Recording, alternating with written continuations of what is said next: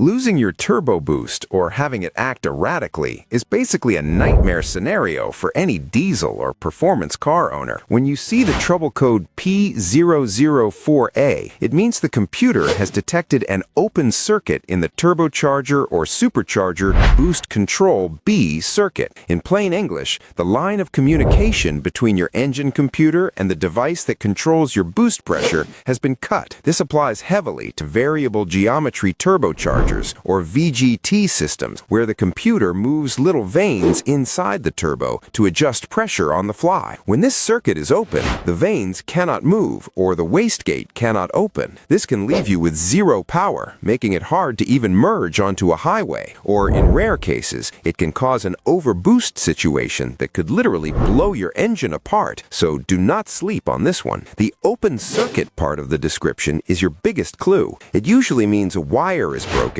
a connector is unplugged, or the solenoid coil inside the control valve has snapped internally. Start by finding the boost control solenoid. It is usually mounted right on the turbo or very close to it. Look for wires that might have rubbed against hot engine parts and melted, or connectors that have vibrated loose. If it all looks okay, grab your multimeter. You want to disconnect the solenoid and check the resistance across its two pins. If your meter reads infinite resistance, the solenoid is dead and needs to be replaced. If the solenoid tests fine, then you have a break in the wiring harness leading back to the computer. You can also use a scan tool to command the solenoid to open and close. If you command it to 100% and nothing happens at the engine, but you have power at the plug, you know the part is bad. It is a straightforward electrical diagnosis, but fixing it fast is key to saving your turbo from permanent damage.